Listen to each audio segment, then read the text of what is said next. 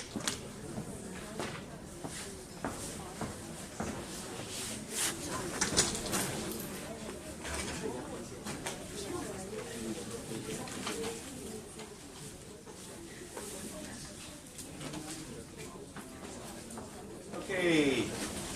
I got some questions. Good afternoon.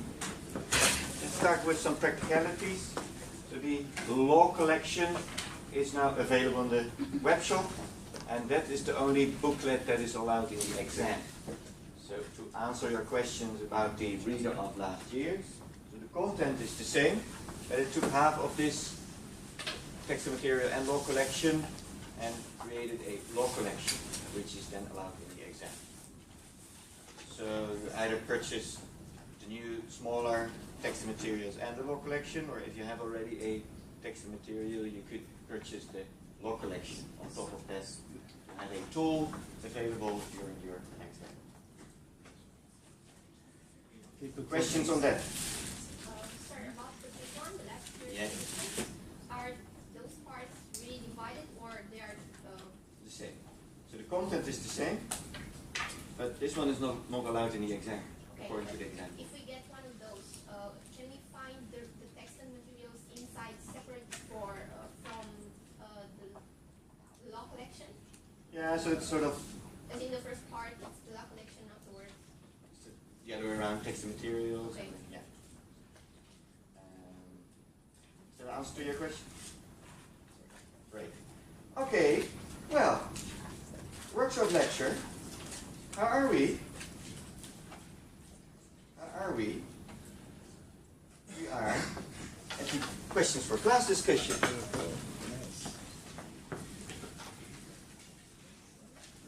The theme of week 1, with the objective to have a idea about what this course, this module is about. What the intended learning outcomes are, as in a capability of define, describe features of finance and development, and the ability to draft sort of hard law and soft law clauses, and the invitation to reflect on the, let's say, ideas, philosophies, forces, drivers behind phenomena we see. It's partly EU law,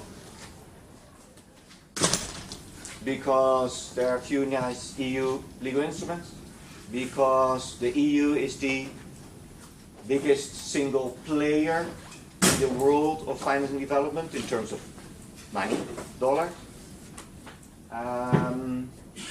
It's governmental practice, as in that many states are involved in finance and development, but it's also commercial practice, because ultimately development, as understood in this course, is about progressing societies, and sort of the nutshell version of progressing societies is to educate citizens, and for education you need school buildings, and to create a school building you need a construction company, and so forth. Infrastructure, hospitals, airports, government buildings, industrial zones, hydroelectric plants, energy plants, and so forth. And the shareholders and engineers and advisors of these creating actors are located around the corner here in The Hague and in other OECD countries, and your future employer. So in that sense, there's a direct link between your future career, even if it looks extremely commercial and not at all involved with progressing societies, apparently. Behind the back door, you most likely will be, one way or the other, involved in a project or two. So those are, in a nutshell, let's say, the statements we had during the opening lecture, which was basically also to meet again and to have a starting point. Today, we will see how that is now creating a picture in your brain. Since learning is a fascinating process that involves listening to me, but let's say the majority of the work is done in your brain, and I cannot see your brain. So today we will ask you to join me in reflect on these leading questions, and that reflection is then an exercise to be prepared for the exam, in which we ask the famous essay questions and similar tasks, and to show off that you did the learning well. So what is, from a technical or a method point of view, a trick to apply when you are confronted with the first question, which is a very broad one, like what is finance and development? What is sort of a methodological method approach to just such a question?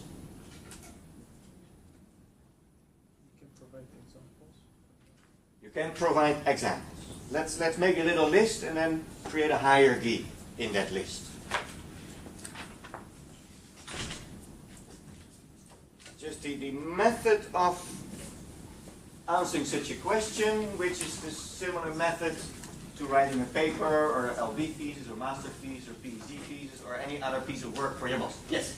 You could define finance and development separately and then try to link both terms together. So define both terms, and then after defining, try to link it. And that is then justified by the and symbol, which in titles and in a leading questions is a sort of trick to suggest a sort of linkage between two words that are normally not put in one sentence. I saw two more fingers. So examples, defining terms. Yes? Great. Yeah? Any other suggestion?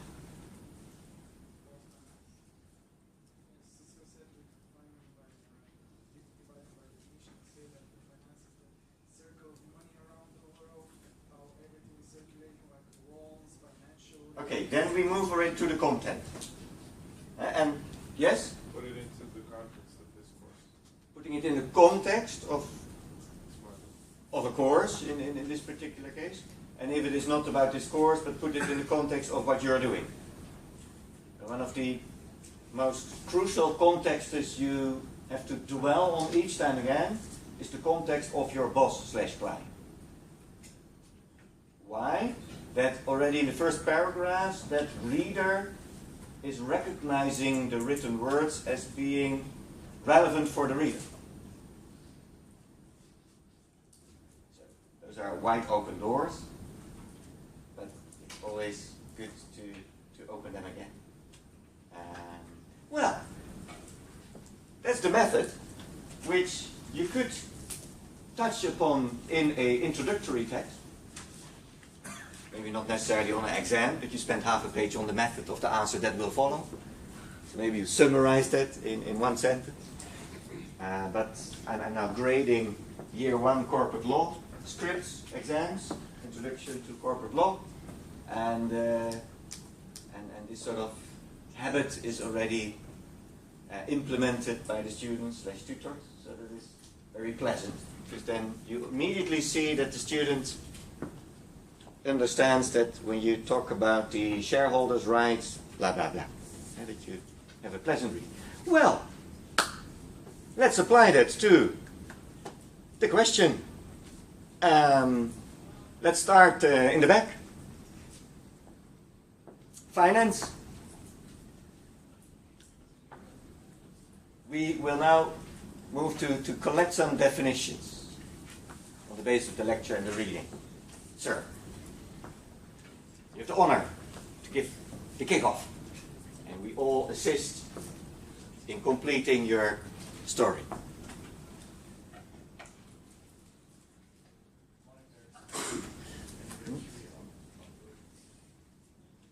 Monetaries, system. And the second thing you said was?